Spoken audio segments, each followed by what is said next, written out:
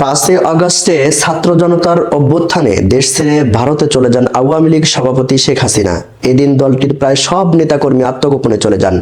জীবন রক্ষা সেনানিবাসে আশ্রয় নিয়েছিলেন অনেক নেতা, কিন্তু তখন বড় জিজ্ঞাসা ছিল আওয়ামী লীগ সাধারণ সম্পাদক ওবায়দুল কাদের কোথায় আছেন।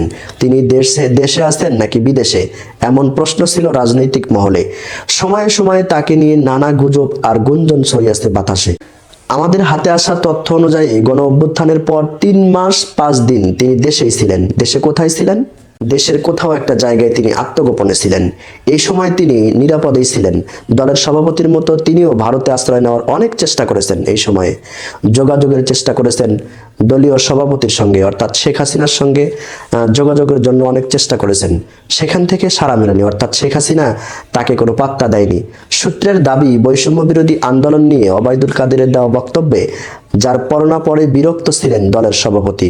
অর্থাৎ বৈষম্য বিরোধী যে আন্দোলন চলতেছিল ওই সময় যে বেশ কয়েকটি বক্তব্য ওবায়দুল কাদেরের দেওয়া বক্তব্য ভাইরাল হয়েছিল, ওই বিরক্তকর ওই বক্তব্যের জেরেই শেখ হাসিনা তার সঙ্গে এই দূরত্ব বজায় রেখেছিলেন।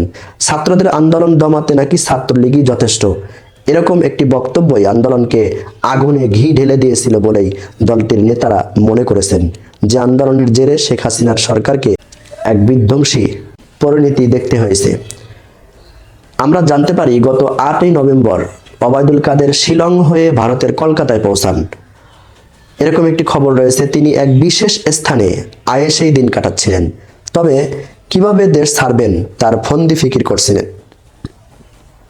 সবুজ সংকেত আসার পর সড়ক পথে তিনি বিশেষ ব্যবস্থায় ভারতের মেঘালয়ের রাজধানী শিলং পৌঁছান। সেখান থেকে যান কলকাতা, দিল্লি নয়, কলকাতাতেই তিনি অবস্থান করবেন এমনটাই জানা গেছে।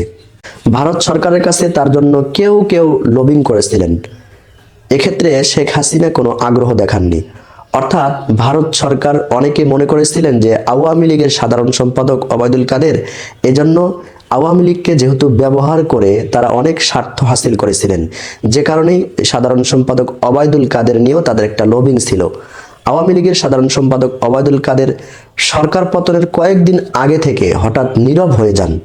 বলা বলে আছে আন্দোলন নিয়ে দেওয়া বক্তব্যের কারণে তাকে কথা বলতে বারণ করা হয়েছিল দলের সভাপতির পক্ষ থেকে। অর্থাৎ শেখ হাসিনা তাকে নিষেধ করেছিলেন ওই সময় কোনো ধরনের বিবৃতি বা কথা যেন না বলে ওবায়দুল কাদের।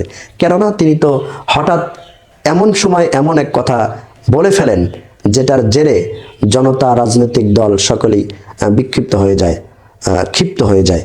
এরকম ধরনের ওনার অভ্যাস আছে, যে কারণে শেখ হাসিনা নিষেধ করেছিলেন সে যেন কথা না বলে। এ সময় দলের অন্য নেতারা গণমাধ্যমকে আওয়ামী লীগের পতনের পর আত্মগোপনে থাকা কয়েকজন নেতা নানা মাধ্যমে বিবৃতি দিয়েছেন, কিন্তু দলের সাধারণ সম্পাদকের পক্ষ থেকে কোনো ধরনের বিবৃতি দেখা যায়নি। টানা 3 মেয়াদে দলের সাধারণ সম্পাদক হয়ে ওবায়দুল কাদেরও দলের নিজস্ব বলয় তৈরি করেছিলেন। এ কারণে দলীয় অনেক নেতাকর্মীরা তার প্রতি ক্ষুব্ধ হয়েছিলেন। এছাড়া বিরোধী দলকে নিয়ে তুচ্ছ-তাচ্ছিল্য করে নানা সময়ে বক্তব্য দেওয়ায় সাধারণ মানুষের কাছেও বিরক্তকর চরিত্র হয়ে উঠেছিলেন ওবায়দুল কাদের। তাকে নিয়ে সামাজিক যোগাযোগ মাধ্যমে ছিল নানা ব্যঙ্গাত্মক প্রচারণা।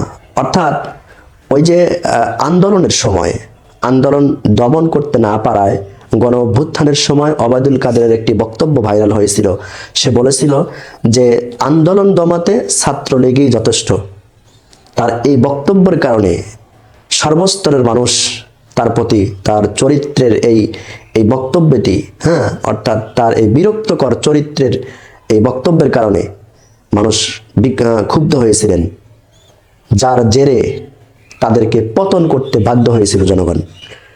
প্রিয় দর্শক, তো ওবায়দুল কাদেরের সাথে দলীয় নেতাকর্মী এবং শেখ হাসিনা তাদের সাথে বর্তমান কিন্তু এখন সংযোগ নাই।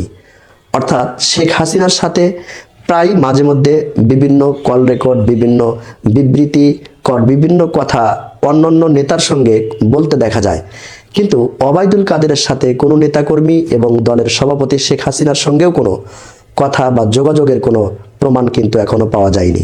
এজন্য বলা যাচ্ছে যে ওবায়দুল কাদেরকে এক ধরনের দল থেকে বিচ্ছিন্ন রেখে, তাদের সাথে যোগাযোগ একদম বিচ্ছিন্ন রেখে অন্য একটি জায়গায় অর্থাৎ ভারতের কলকাতায় তাকে রাখা হয়েছে।